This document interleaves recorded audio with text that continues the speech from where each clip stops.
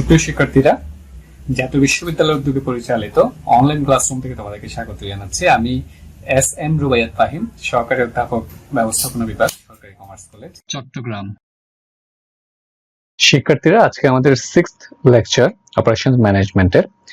এই লেকচারে আমরা আলোচনা করব আমাদের অপারেশনস ম্যানেজমেন্ট কোর্সের পঞ্চম অধ্যায় নিয়ে, সেটা হচ্ছে কোয়ালিটি ম্যানেজমেন্ট। তো আমরা শুরু করি আজকে আমাদের মূল আলোচনা। শিক্ষার্থীরা, আমরা প্রথমে দেখি যে গত ক্লাসে আমরা কি আলোচনা করেছিলাম।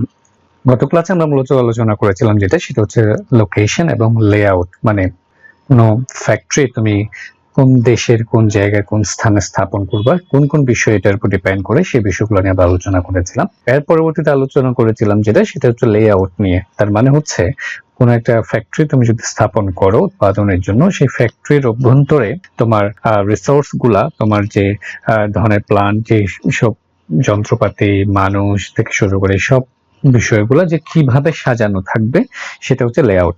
তো আমরা বিভিন্ন ধরনের লেআউটও দেখেছিলাম, তাই না? আমরা আজকে আলোচনা করব যে বিষয়টা নিয়ে, সেটা হচ্ছে কোয়ালিটি ম্যানেজমেন্ট। আচ্ছা, তো এক্ষেত্রে যেটা বলি সেটা হচ্ছে আমরা তো পড়ছি যে অপারেশনস ম্যানেজমেন্ট, তাই না? তো অপারেশনস ম্যানেজমেন্ট কি, সেটা নিয়ে আমরা বিভিন্ন সময় কথা বলেছি। আমি যদি আবার সংক্ষেপে একটু করে বলি যে অপারেশনস মানে হচ্ছে কোন একটা র মেটেরিয়ালসকে যে ফাইনাল ফিনিশড গুডসে পরিণত করাটাই হচ্ছে অপারেশনস। এটা কিভাবে হয়, যে ইনপুট, ট্রান্সফরমেশন, আউটপুট, এই পুরোটা বিষয়টা হচ্ছে আমাদের অপারেশনস। আচ্ছা, এই অপারেশন কর্মকাণ্ডটা ঠিকভাবে সম্পন্ন হওয়ার জন্য আমরা যেটা করি সেটা হচ্ছে ম্যানেজমেন্টেরটাকে সেখানে অপারেশনকে অ্যাপ্লাই করি, সেটাকে আমরা বলি অপারেশনস ম্যানেজমেন্ট। আচ্ছা, তো অপারেশনস ম্যানেজমেন্টের তাহলে উদ্দেশ্যটা কি দাঁড়ায়? অপারেশনস ম্যানেজমেন্টের উদ্দেশ্য হচ্ছে এই অপারেশন কর্মকাণ্ডটা খুব ভালোভাবে সম্পন্ন হওয়া, যাতে আমরা কি করতে পারি, সেটা হচ্ছে কোয়ালিটি প্রোডাক্ট তৈরি করতে পারি। আমরা রাইট কোয়ান্টিটি, যতটুকু পরিমাণ পণ্য দরকার ঠিক ততটুকু পরিমাণ বা বেশি পরিমাণ যাতে পণ্য উৎপাদন করতে পারি। এবং এরপর যেটা ছিল সেটা হচ্ছে টাইম, মানে হচ্ছে সঠিক সময়ে যেন আমরা তৈরি করতে পারি। এবং লাস্ট যেটা ছিল সেটা হচ্ছে কস্ট, মানে হচ্ছে কম্পিটিটিভ কস্টের মধ্যে যেন আমরা এটা পণ্যটা উৎপাদন করতে পারি, তাই না? সেটা ছিল quality, quantity, time, cost, QQTC। তো অপারেশনস ম্যানেজমেন্টটা কি আমরা দেখেছিলাম যে পুরো ব্যবসায়েরই কি থাকে, তিনটা মূল অর্গান বা বডি থাকে, তাই না? সেটা হচ্ছে কি, একটা হচ্ছে ফিনান্সিয়াল ম্যানেজমেন্ট, একটা হচ্ছে অপারেশনস ম্যানেজমেন্ট, আর একটা হচ্ছে মার্কেটিং ম্যানেজমেন্ট, তাই তো? তো এই তিনটা বডিরই মূল উদ্দেশ্য হচ্ছে মূলত ব্যবসার উদ্দেশ্যটা অর্জন করা। তো ব্যবসার উদ্দেশ্যগুলো কি, মুনাফা অর্জন করা বলি বা মার্কেট শেয়ার বৃদ্ধি বলি। তো এই সকল ব্যবসার মূল উদ্দেশ্য হচ্ছে বর্তমানে আমরা আসলে যেটা বিবেচনা করি সেটা হচ্ছে কাস্টমার স্যাটিসফ্যাকশন নিশ্চিত করা। মানে কাস্টমার যেভাবে চাচ্ছে ঠিক সেভাবে প্রোডাক্ট বা সার্ভিসটাকে দেয়া। ওকে, তো ব্যবসার উদ্দেশ্যটা অর্জনের জন্য অপারেশন ম্যানেজমেন্ট কাজ করছে, তাই না? তো অপারেশন ম্যানেজমেন্ট তার পুরো কাজের মধ্য দিয়েই যেটা করার চেষ্টা করে সেটা হচ্ছে ব্যবসার উদ্দেশ্যটাই অর্জন করার চেষ্টা করে। আচ্ছা, তো অপারেশন ম্যানেজমেন্ট কি কাজ করে, তাই না? তো অপারেশন ম্যানেজমেন্ট অপারেশনের পুরা অপারেশন প্রত্যেকটা পর্যায়ে মূলত তারা কাজ করে থাকে। যেমন ইনপুট পর্যায়ে তারা চিন্তা করে যে ম্যাটেরিয়াল কতটুকু লাগবে না লাগবে, সেই বিষয়গুলো নিয়ে আলোচনা করে। তারপরে আমরা দেখেছিলাম যে প্রসেসের পর্যায়ে তারা চিন্তা করে কোন প্রসেস নির্বাচন করবে সেটা। এরপর চলে যায় সেটা হচ্ছে ফিনিশড গুডস, মানে হচ্ছে বা আউটপুট বা প্রোডাক্ট বা সার্ভিস। আচ্ছা, এই প্রোডাক্ট বা সার্ভিসের ক্ষেত্রেও অপারেশনস ম্যানেজমেন্টকে সিদ্ধান্ত নিতে হয় যে কি ধরনের প্রোডাক্ট তারা উৎপাদন করবে, কি ধরনের প্রোডাক্ট উৎপাদন করবে, সেটার জন্য আমরা পড়েছিলাম সেটা হচ্ছে প্রোডাক্ট ডিজাইন। তো প্রোডাক্ট ডিজাইনের মাধ্যমে তারা প্রোডাক্টটা কি ধরনের হবে সে সবকিছু বিবেচনা করে। আচ্ছা, এর বাইরেও সবচেয়ে গুরুত্বপূর্ণ একটা বিষয় হচ্ছে সেটা হচ্ছে যদি তুমি কাস্টমার স্যাটিসফাই করতে চাও, কাস্টমার স্যাটিসফ্যাকশন নিশ্চিত করতে চাও, তাহলে তোমাকে কোয়ালিটি প্রোডাক্ট উৎপাদন করতে হবে, তাই না? যদি পণ্যটা যদি ঠিক মানসম্মত পণ্য উৎপাদন করা না যায়, তাহলে বাকি যত কাজগুলো আছে সবগুলো কিন্তু আমাদের কি হয়ে যাবে, ব্যর্থ হয়ে যাবে। তো এই জন্য আমাদেরকে এই কোয়ালিটিটাকে নিশ্চিত করার জন্য এখানেও ম্যানেজমেন্টটাকে টুলসকে অ্যাপ্লাই করি আমরা, সেজন্য এটাকে আমরা বলছি কোয়ালিটি ম্যানেজমেন্ট। তো আমরা আজকে কোয়ালিটি ম্যানেজমেন্ট নিয়ে পুরোপুরি আলোচনা করব।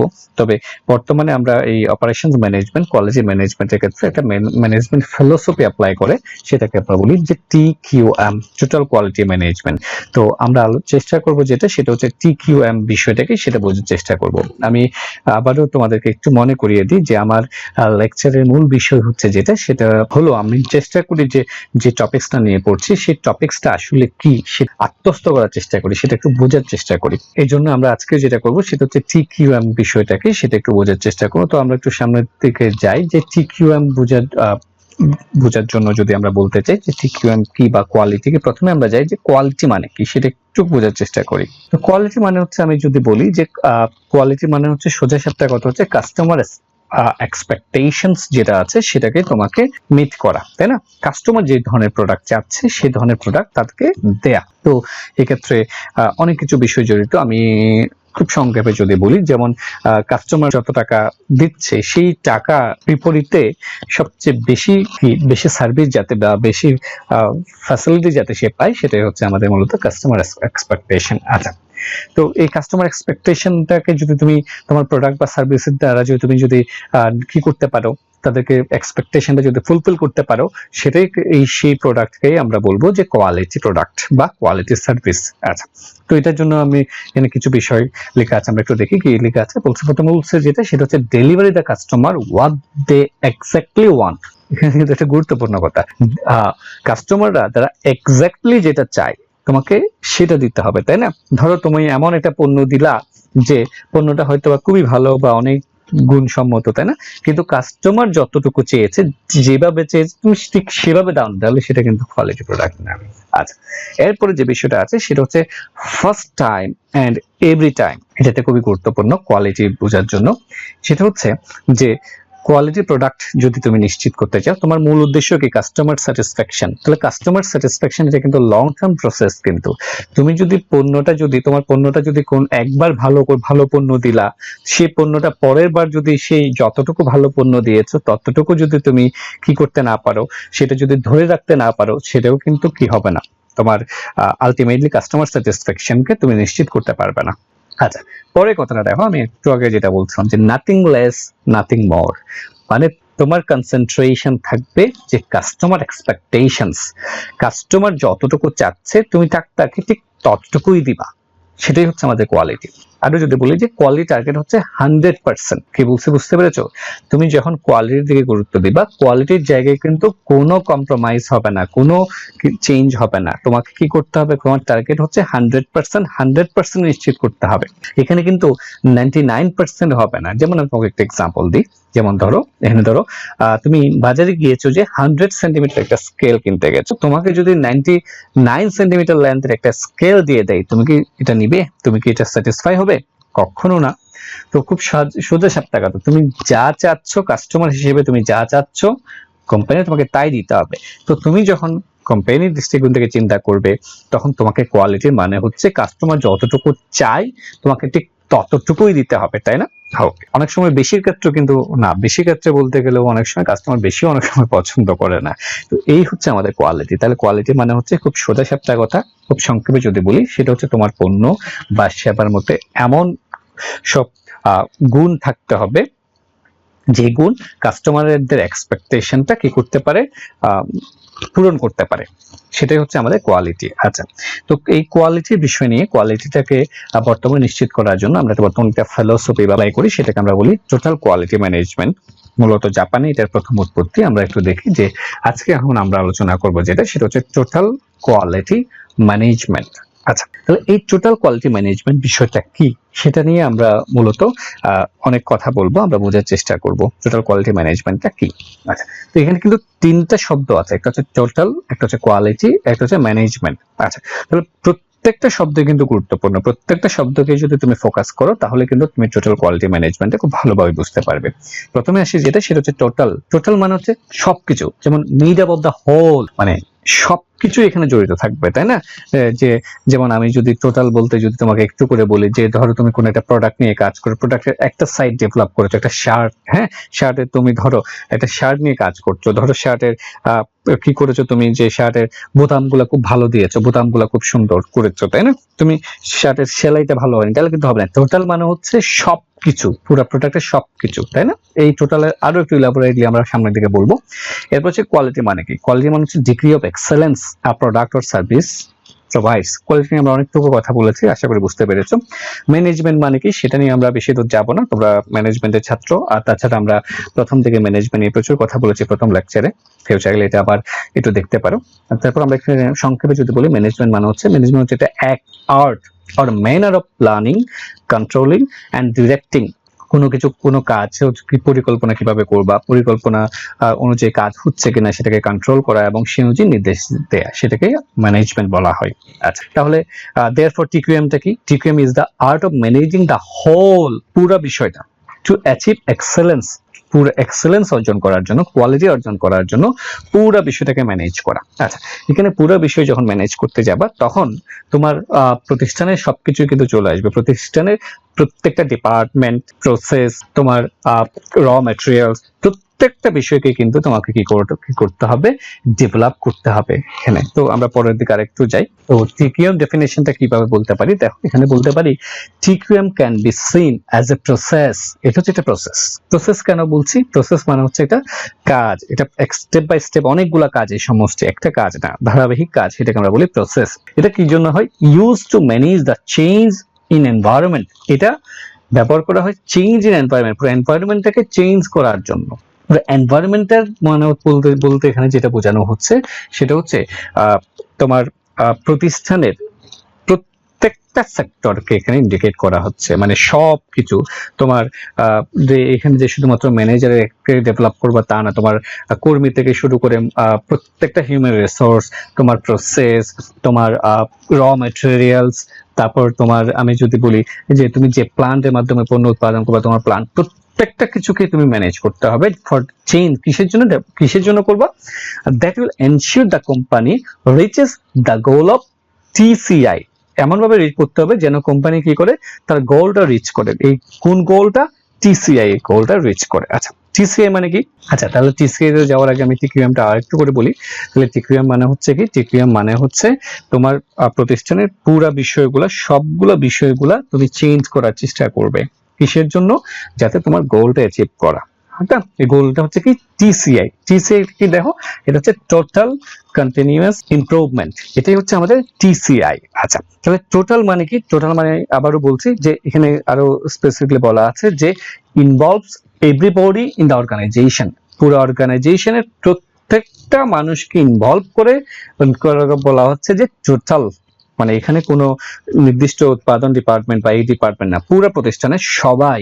আচ্ছা, কন্টিনিউয়াস মানে হচ্ছে ফরএভার, মানে এটা যে তুমি একবার যে চেঞ্জ করেছো তা না, কন্টিনিউয়াস, এটা চানা থাকতে হবে, কন্টিনিউ চলতে থাকতে হবে, তাই না? কন্টিনিউয়াস ইমপ্রুভমেন্ট তো বুঝি আমরা উন্নতি। তাহলে ইমপ্রুভমেন্টকে আরো স্পেসিফিকলি এখানে বলছি যে কি বলছে, এলিমিনেশন অফ ওয়াস্টটাকে এলিমিনেশন করতে হবে, রিডাকশন অফ ভেরিয়েশন কমাইতে হবে। ভেরিয়েশন মানে তোমরা বোঝো, ভেরিয়েশন মানে হচ্ছে তোমার এক্সপেক্টেড, তুমি যেটা ধারণা করেছিলে যতটুকু হবে তার থেকে অ্যাকচুয়াল কতটুকু, অ্যাকচুয়াল এবং এক্সপেক্ট স্ট্যান্ডার্ড, এই দুটার মধ্যে যেটা পার্থক্য সেটাকে আমরা বলি ভেরিয়েশন। তাহলে ভেরিয়েশন যত বেশি রিডিউস করতে পারবা তত বেশি তোমার পণ্যটা কোয়ালিটি প্রোডাক্ট হবে। ইনোভেশন, এখানেও কিন্তু ইমপ্রুভমেন্ট মানে হচ্ছে যে তুমি যে তোমার ইনোভেশন তোমার মধ্যে থাকতে হবে, তাই না? তোমার মধ্যে ক্রিয়েটিভিটি থাকতে হবে, তোমার মধ্যে সৃষ্টিশীলতা থাকতে হবে, এই বিষয়গুলো তোমার প্রোডাক্টকে যাতে আরো ভালোর দিকে নিয়ে যায়। আচ্ছা, এখানে আইএসও এর একটা ডেফিনেশন দেয়া আছে টিকিউএম এর, খুব ভালো একটা ডেফিনেশন, আমার খুব পছন্দের একটা ডেফিনেশন। তাহলে কি বলছে দেখো, বলছে TQM is a management approach.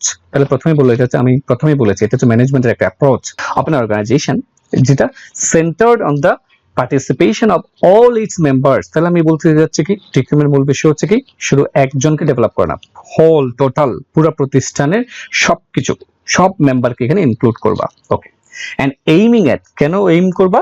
Long term success through customer satisfaction. তাহলে এটা মানে লং টার্ম সাকসেসকে নিশ্চিত করতে হবে। এটা কিন্তু শর্ট টার্ম না, ঠিক কোনো শর্ট টার্ম প্রসেস না, এটা হচ্ছে লং টার্ম প্রসেস। ওকে, কিসের মাধ্যমে যে লং টার্ম অ্যাচিভমেন্টে তোমার আসবে? Customer satisfaction. প্রথমেই বলেছি মূল গোল হচ্ছে একটাই, কাস্টমার স্যাটিসফ্যাকশন নিশ্চিত করা। এন্ড লিখেছে benefits to the members of the organization society. এটা ওই কাস্টমার স্যাটিসফ্যাকশনের একটা এলাবোরেট রূপ বলছে বাকিদেরও। আচ্ছা, তাহলে টিকিউএমটা কি? টিকিউএম হচ্ছে টোটাল কোয়ালিটি ম্যানেজমেন্ট, তাই না? এটার সাথে কি থাকতে হবে, সেটা হচ্ছে পুরা সবাইকে নিয়েই কিন্তু কি করতে হবে, সবাইকে নিয়েই কোয়ালিটি ডেভেলপ করার চেষ্টা করতে হবে। আরো বলবো সামনের দিকে। আচ্ছা, তাহলে what's the goal of TQM? তাহলে টিকিউএম সম্পর্কে একটা লাইন সবকিছু বলে দেওয়া আছে এখানে। কি বলা আছে যে do the right things right the first time and every time. তাহলে কোয়ালিটি ম্যানেজমেন্টের মূল মটো হচ্ছে তুমি যেটা রাইট সেটা রাইট করবা। কখন করবা? ফার্স্ট টাইম এবং এভরি টাইম।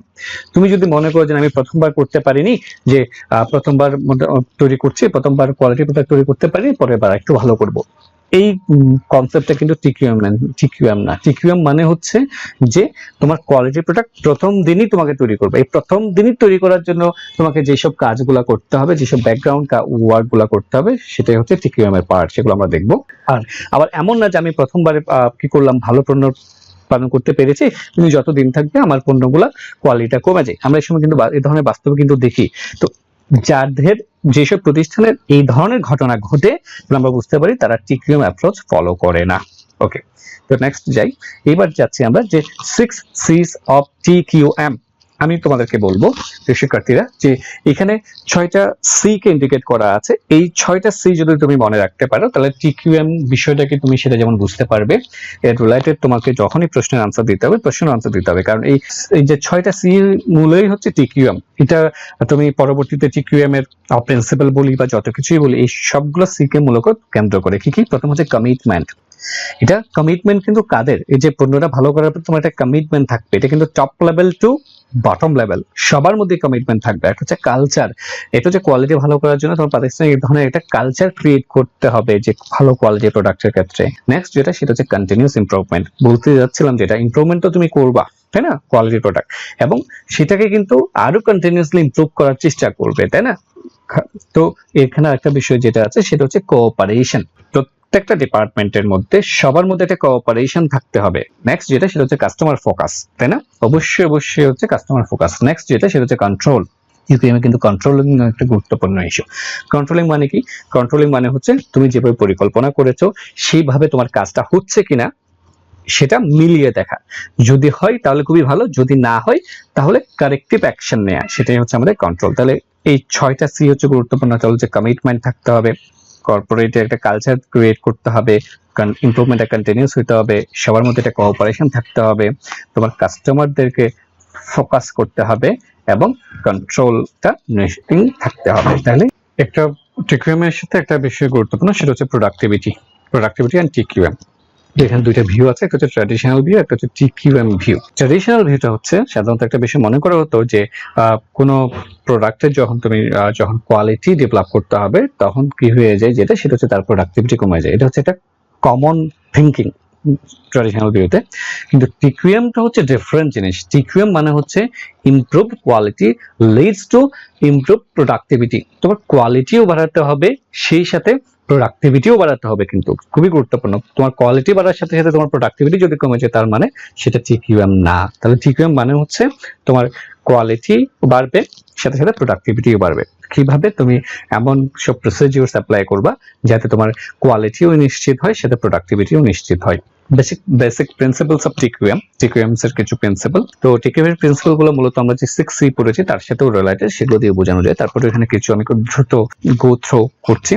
এক নম্বর হচ্ছে the customer makes the ultimate determination of quality. কাস্টমারটাই হচ্ছে মূল ফোকাস এখানে, তাই না? Customer focus. তা বলছে top management must provide leadership and support for all quality initiatives. মানে টপ টু বটম, টপ ম্যানেজমেন্টের এটা কি থাকবে এখানে? কমিটমেন্ট নিশ্চিত করতে হবে।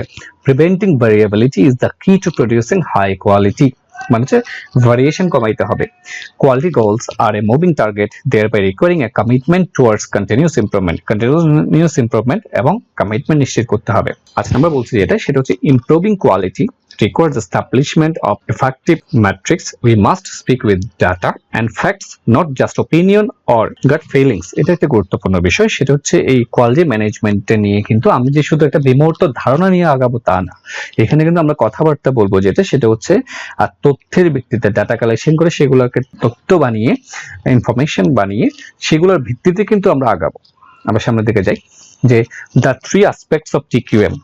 তিনটা কি? একটা হচ্ছে আমরা বলছি কাউন্টিং, কাস্টমার্স, কালচার। তাহলে কি কাউন্ট করব আমরা ডাটা কালেক্ট করার জন্য আমরা যেখানে সেটা হচ্ছে tools, techniques and training in their use of analyzing, understanding and solving quality problem. তাহলে কোয়ালিটি প্রবলেমের জন্য কি কি টুলস ব্যবহার করা হচ্ছে, কি কি টেকনিক ব্যবহার করা হচ্ছে, কর্মীদেরকে ডেভেলপ করার জন্য কি কি ট্রেনিং করা হয়েছিল, সেগুলোর ইফেক্টিভনেস কেমন, সেগুলা আমরা এখানে অ্যানালাইজিং করব, বোঝার চেষ্টা করব এবং এইগুলাকে যদি কোনো ধরনের চেঞ্জ আনার দরকার হয় সেগুলাও চেঞ্জ আনার চেষ্টা করবো।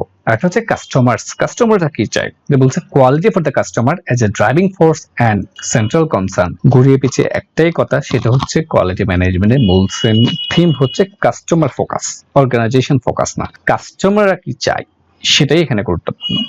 তারপর হচ্ছে কালচার, আর কথা বলছিলাম কালচাররা কি এগুলো দেখো, shared values and beliefs express by the leaders that define and support quality. মানে পুরো প্রতিষ্ঠানের যে কোয়ালিটির প্রতি একটা কালচার গড়ে উঠতে হবে, প্রত্যেকটা সেক্টরে প্রত্যেকটা জায়গায় সেই ধরনের একটা কালচার ক্রিয়েট হতে হবে আমাদের। টিকিউএম এন্ড কন্টিনিউয়াস ইমপ্রুভমেন্ট আমি একটু পড়ে যাই। বলছে TQM is the management process is to make continuous improvement to all functions. এখানে গুরুত্বপূর্ণ হচ্ছে অল ফাংশন, প্রত্যেকটা কাজেই তোমার কন্টিনিউয়াস ইমপ্রুভমেন্ট নিশ্চিত করতে হবে।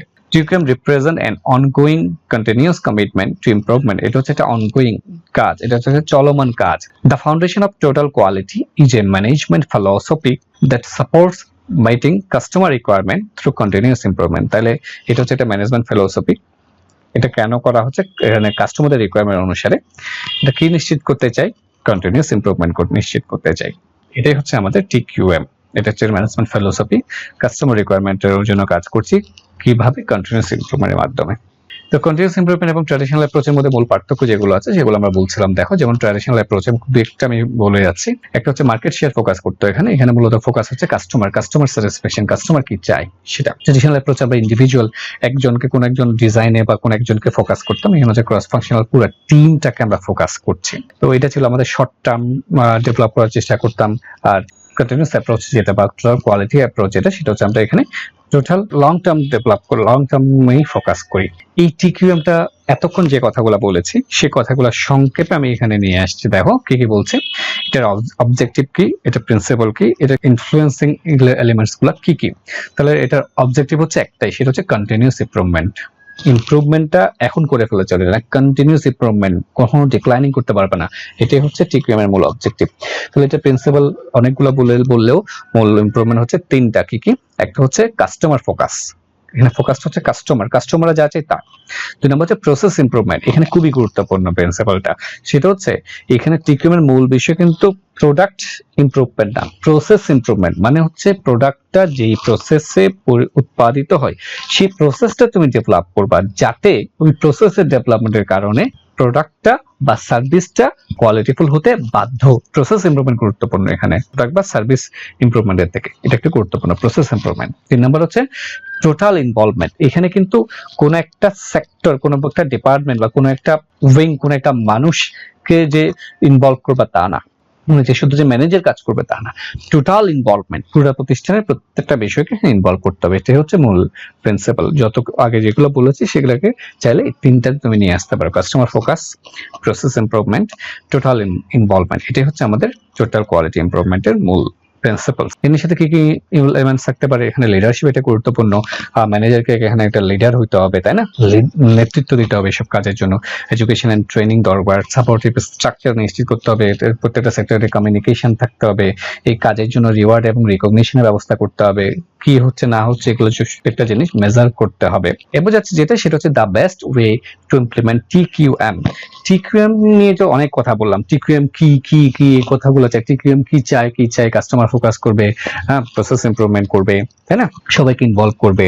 তো এইগুলাই নিশ্চিত হচ্ছে টিকিউএম। তাহলে টিকিউএম কিভাবে করবে, তাই না, এই কথাগুলা এখানে বলা আছে। আমি এইটার চেষ্টা পরবর্তীতে 7টা স্টেপস এর মধ্যে বলার চেষ্টা করেছি। কি কি দেখো, প্রথমে সিলেক্ট থিম, একটা থিমকে সিলেক্ট করতে হবে।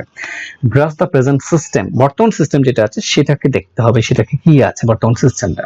অ্যানালাইজ দ্য প্রেজেন্ট সিচুয়েশন, বর্তমান অবস্থাটাকে অ্যানালাইজ করতে হবে, বুঝার চেষ্টা করতে হবে। তারপর হচ্ছে set counter measures into motion, determine the effective of the counter measures, use standard operating procedures, plan for future action. এই যে স্টেপ বাই স্টেপ ভাবে তোমরা টিকিউএমটা আগাইতে পারো।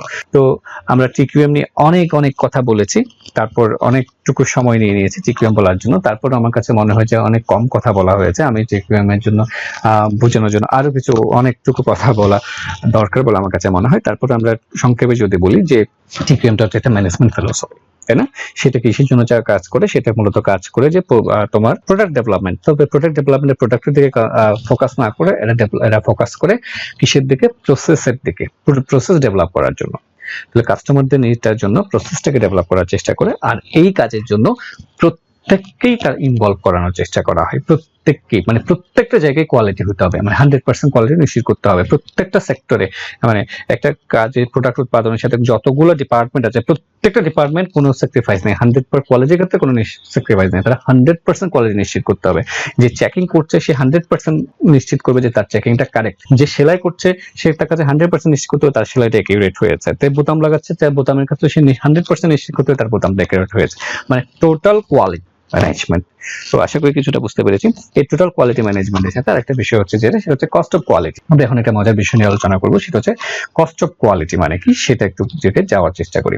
তো কস্ট অফ কোয়ালিটি নিয়ে যদি যাই, যে এটা একটা মজার বিষয়, যে এখানে লেখা আছে যে ইট is the term that is widely used and widely misunderstood. এই কস্ট অফ কোয়ালিটি একটু বোঝার চেষ্টা করবে, এই কারণে যে তোমরা যখনই ভাইবা দিতে যাবা তখন সাধারণত কস্ট অফ কোয়ালিটিকে এটা জিজ্ঞেস করা হয়, কারণ এই কস্ট অফ কোয়ালিটি কি এটা নিয়ে অনেকেই বুঝতে পারে না, অনেকেই এটাকে নিয়ে মিসআন্ডারস্টুড করে। তো কি দেখো বলছে, the cost of quality is not the price of creating a quality product or service.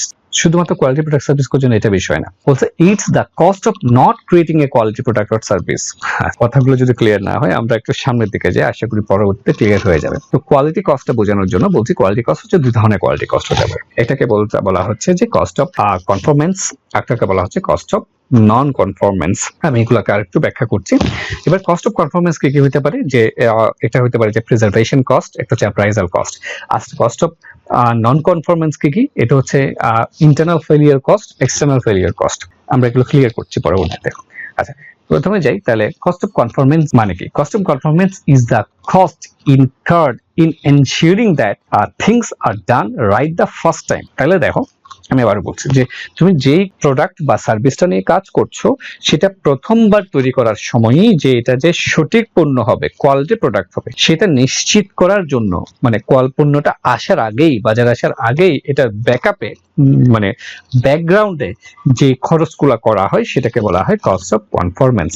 যাতে পণ্যটা কি হয়, ভালো হয়, মানে পণ্যটা ভালো হয় তৈরি হওয়ার, মানে প্রথমবার তৈরি হওয়ার আগেই, প্রথমবার তৈরি হওয়ার সময়ই এর পেছনে যে কাজগুলো করতে হয়, ব্যাকগ্রাউন্ডে যে কাজগুলো করতে হয়, মানে যে খরচগুলো করতে হয়, সেই খরচগুলোকে আমরা বলছি কস্ট অফ কনফরমেন্স। তাহলে কস্ট অফ নন কনফরমেন্স বুঝে গেছো, সেটা হচ্ছে পণ্যটা তৈরি হয়ে যাওয়ার পর, একটা পণ্য তৈরি হয়ে গেছে, পণ্যটা যদি ভুল হয়ে যায়, মানে ভুল তৈরি হয়ে যায়, তাহলে মানে তৈরি করার সময় কোনো যদি ভুল হয় বা ডিফেক্টস হয়, নষ্ট হয়, এইটাকে পুনরায় ঠিক করার জন্য যে খরচ হয়, সেটাকে বলা হয় কস্ট অফ নন কনফরমেন্স। আবার বলছি, কস্ট অফ কনফরমেন্স মানে কি, পণ্যটা প্রথমবার তৈরি করার সময় যাতে ঠিক পণ্য তৈরি হয়, এই জন্য যে খরচগুলো পেছনে নিচের দিকে খরচগুলো করা হয়, সেটাকে বলা হয় কস্ট অফ কনফরমেন্স। পণ্যটা তৈরি হয়ে যাওয়ার পর যদি পণ্যটা নষ্ট হয়ে যায় বা কোনো কিছু ভুল হয়, এই ভুলটা সংশোধন করার জন্য বা আবার পুনরায় প্রস্তুত করার জন্য যে খরচগুলো তৈরি হয়, সেটাগুলোকে বলা হয় কস্ট অফ নন কনফরমেন্স। উদাহরণ দেখবো, কস্ট অফ কনফরমেন্স নিয়ে বলছি, কি বলছে দেখো, বলছে it is the cost of providing products or services as per the required standard. তোমার যে স্ট্যান্ডার্ডটা রিকোয়ার্ড, যেটা দরকার, সেই স্ট্যান্ডার্ডটা বানানোর জন্য তোমার যে খরচগুলো করা দরকার, সেগুলোকে বলা হচ্ছে কনফরমেন্স। কি এগুলো হচ্ছে দুই ধরনের কস্ট, একটা হচ্ছে প্রিভেনশন কস্ট, একটা হচ্ছে অ্যাপ্রাইজাল কস্ট। প্রিভেনশন কস্ট, এটার নাম শুনে তোমরা বুঝতে পারছো। তারপর প্রিভেনশন কস্ট কি, আমরা একটু যাই। Prevention cost are associated with, এটার সাথে কি কি থাকতে পারে, যেমন design, implementation, maintenance and planning কে কখন করা হয়, প্রিয়র টু অ্যাকচুয়াল অপারেশন। অপারেশনটা মানে অ্যাকচুয়াল কাজে যাওয়ার আগে কাজগুলো করা হয়, কিসের জন্য, in order to avoid defects from happening, যাতে কোনো ডিফেক্টস তৈরি না হয়। ডিফেক্টস মানে নষ্ট, তাই না? আমি প্রথম দিনই বলেছিলাম আমাদের আউটপুটটা দুই ধরনের হতে পারে, একটা হচ্ছে রিকোয়ার্ড আউটপুট, একটা হচ্ছে ডিফেক্ট, তাই না? রিকোয়ার্ড আউটপুট হচ্ছে আমি শার্ট তৈরি করতে চেয়েছি, আমি শার্টটা যেভাবে বানাতে চেয়েছি সেভাবে তৈরি হয়েছে, সেটা হচ্ছে আমাদের রিকোয়ার্ড আউটপুট। যদি শার্টটা তৈরি করার সময় এটা নষ্ট হয়ে গেছে, দেখা গেছে দুইটা হাতের মধ্যে একটা হাত লম্বা হয়ে গেছে আরেকটার তুলনায়, তাহলে সেটা হচ্ছে ডিফেক্ট, তাই না? ওকে, তাহলে প্রিভেনশন কস্ট হচ্ছে কি পেছনের খরচ, তুমি যে কাজগুলো আগে করবা, যেমন এখানে ডিজাইনটা তুমি ঠিকভাবে করবা, মেনটেনেন্সটা ঠিকভাবে করবা, বাকিভাবে করবা যাতে কি হয় যে ডিফেক্ট না হয়, হাতটা জুতো যাতে সমানভাবে হয়। তো এরপর কি কি এই প্রিভেনশন কস্ট কি কি হতে পারে, আরো কিছু এক্সাম্পল দিচ্ছি, যেমন মার্কেট রিসার্চ, কোয়ালিটি প্ল্যানিং গুলো কি কি দেখো, it includes the cost associated with creating the entire quality plan, এর সাথে communication of quality plan to all the employees. তো এইগুলো করতে হতে পারে, নিউ প্রোডাক্ট রিভিউ, নতুন প্রোডাক্ট নিয়ে রিভিউ নিতে পারো তুমি, ফিল্ড ট্রায়াল, প্রথমে মার্কেটে যে ট্রায়াল করে দেখতে পারো, cost of research and development, এটা নিয়ে যে প্রতিনিয়ত যে রিসার্চ এন্ড ডেভেলপমেন্ট উইং আছে প্রতিষ্ঠানে, এটার জন্য যে খরচ হয়, মানে এগুলো হচ্ছে সবগুলো ব্যাকগ্রাউন্ড কস্ট, সেটা কথা, সেটা হচ্ছে প্রসেসে আসার আগে, প্রোডাকশনে আসার আগে, তোমার অপারেশনে আসার আগে যে খরচগুলো হয় সেগুলোকে আমরা বলছি prevention cost.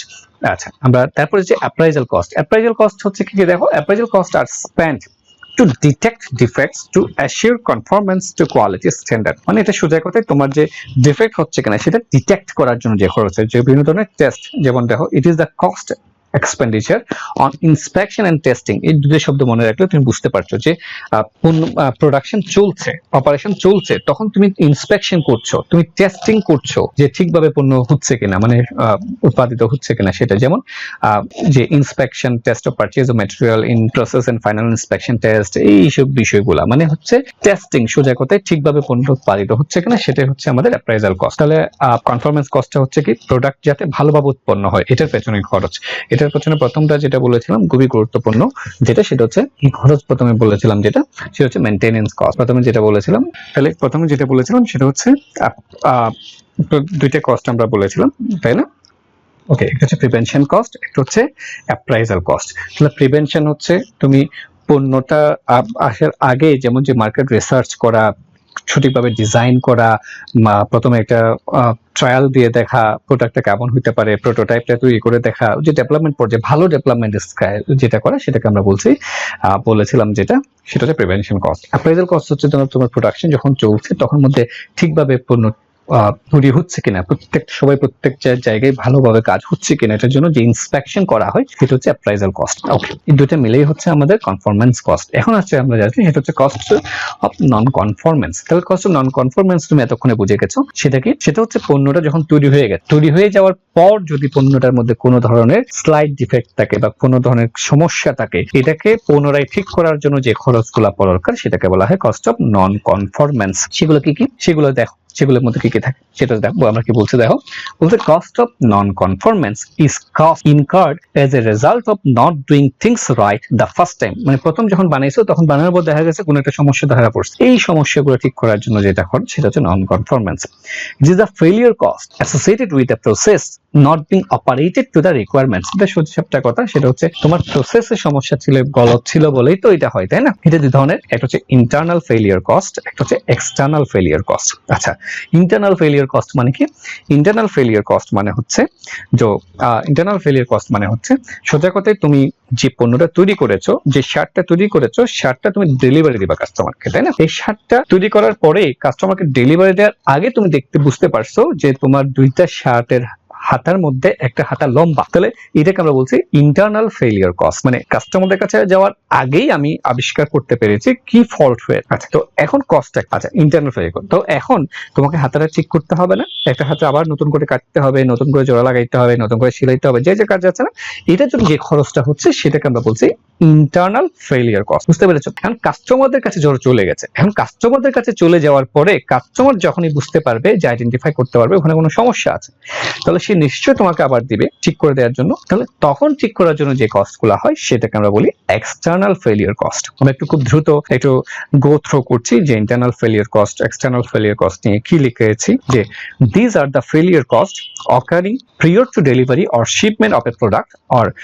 Furnishing of a service to the customer. মানে কাস্টমারকে দেওয়ার আগে যেটা তখন ধরা পড়ার পর সংশোধন করার জন্য যে খরচগুলো হয় সেটা। This are the cost that would disappear if no defect is found in the product before dispatching. যদি তুমি কোনো ডিফেক্ট তৈরি ধরা না পাও তাহলে এটা কস্ট হবে না, সেটা তো বুঝছোই। এটার এক্সাম্পলগুলো কি কি? যখন তুমি ধরা পড়বে তখন কস্ট অফ রিওয়ার্ক করতে হবে, তোমার স্ক্র্যাপ, ডিফেক্টিভস, ওয়াস্ট এগুলোকে রিওয়ার্ক করতে হবে, কস্ট অফ রি-ইন্সপেকশন, বা একটা যেহেতু ধরা পড়ছে ভুল সমস্যা, আর কোনো তোমার একটা শার্ট, অনেকগুলো শার্ট যদি তুমি ডেলিভারি করে দেখলা যে একটা শার্টে তোমার কি আছে ভুল আছে, তাহলে তোমাকে নতুন করে আবার ইন্সপেকশন করতে হচ্ছে। বানানোর সময় তো একবার ইন্সপেকশন করেছো, তাই না? সেটা ছিল কনফরমেন্স কস্ট। আবার বানানোর পরে যদি ভুল ধরা পড়ে, একটাতে যদি ভুল ধরা পড়ে, তোমার মনের মধ্যে থাকতে পারে নিশ্চয়ই আরো জায়গায় ভুল থাকতে পারে, এটার জন্য তোমাকে আবার রি-ইন্সপেকশন করতে হবে, টেস্ট করতে হবে। তো এটার জন্য যে খরচগুলো দরকার সেটাকে বলা হয় ইন্টারনাল ফেলিয়ার কস্ট। এই সবগুলা হচ্ছে। এবার চলে যাচ্ছে আমরা যেটা, সেটা হচ্ছে এক্সটার্নাল ফেলিয়ার কস্ট। তো সেটা আমরা বুঝতে পেরেছি। তারপরে আমরা একটু পড়ে যাচ্ছি, কি লেখা আছে। This are the cost incurred after the product is dispatch to the customer, মানে কাস্টমারদের কাছে ডিসপ্যাচ করে দেওয়ার পরে যখন ধরা পড়বে, তখন এটা আসার পরে ঠিক করার জন্য, পুনরায় কোয়ালিটি পণ্য তৈরি করার জন্য যে কস্ট গুলো হবে সেটাকে আমরা বলবো external failure cost. It May include the cost to the business of providing a bad service or product, and this may also result in the cancellation of order. This cost also would disappear if there were no deficiencies. কোনো যদি defect যদি না থাকতো, কোনো যদি deficiency না থাকতো, তাহলে কিন্তু এই খরচগুলো লাগতো না। তাই এই কথাগুলো কেন বলা হচ্ছে? কথাগুলো বলা হওয়ার মূল কারণ হচ্ছে টিকিউএম। আমরা সামনে দিকে যাব। তাহলে টিকিউএম যখনই অ্যাপ্লাই করবে, আমরা দেখব যে ইন্টারনাল এক্সটার্নাল ফেলিয়ার যে কস্ট গুলো আছে, সেই কস্ট গুলো সেখানে থাকবে না। যাই হোক, আমরা এক্সটার্নাল ফেলিয়ার কস্ট কিছু এক্সাম্পল দিচ্ছি। যেমন ওয়ারেন্টি চার্জ, এটা কেমন? যেমন আমরা কোনো একটা পণ্য বিক্রি করার পর আমরা একটা ওয়ারেন্টি, 2 বছরের ওয়ারেন্টি, তাই না? আচ্ছা, তো ওয়ারেন্টি তুমি দিচ্ছ, কিন্তু তোমার পণ্যটা যদি 2 বছরের মধ্যে নষ্ট না হয়, তাহলে তোমার ওয়ারেন্টি কস্ট কিন্তু লাগছে না।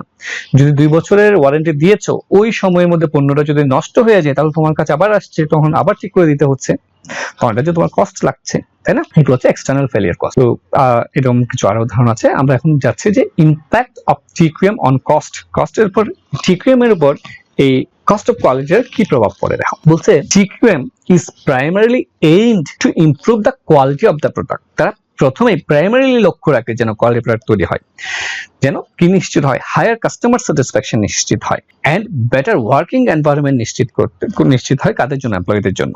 The most dramatic impact of TQM is on reduction of quality cost which directly effect the profitability. তো মানে কোয়ালিটি ম্যানেজমেন্ট যেটা করে সেটা হচ্ছে প্রথম দিকে তারা প্রসেসটা এমনভাবে ডেভেলপ করার চেষ্টা করে, মানে সোজা কথায় আমরা যদি এখানে বলি যে প্রথম দিকে যে কস্টগুলো ছিল, কনফরমেন্স যে কস্টটা তারা বাড়ানোর চেষ্টা করে, যাতে পরবর্তীতে নন কনফরমেন্সের কস্টটা কমে আসে।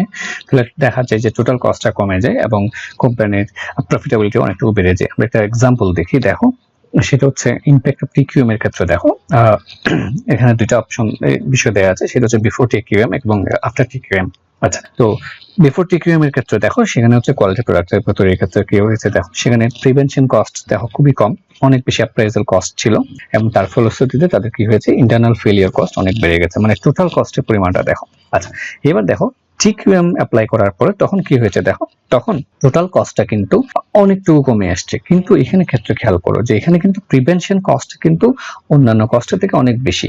তারপরে appraisal cost, internal failure cost নাই বললেই চলে। মানে সোজা কথায় তাহলে এটাই হচ্ছে টিকিউএম এর মূল থিম, হচ্ছে এটা যে আমরা প্রসেসটা ইমপ্রুভ করব, প্রসেস ইমপ্রুভের জন্য প্রিভেনশন কস্টকে বাড়ানো মানে অনেক বেশি বাড়তে, এটা কিন্তু না। প্রিভেনশন কস্ট যতটুকু না হলেই নয়, আমরা অ্যানালাইসিস করার মাধ্যমে প্রিভেনশন কস্ট বাড়াবো যাতে টোটাল কস্টটা কমে যায়, এবং ইন্টারনাল ফেলিয়ার কস্ট এবং এক্সটার্নাল ফেলিয়ার কস্ট যাতে অনেকটুকু কমে আসে।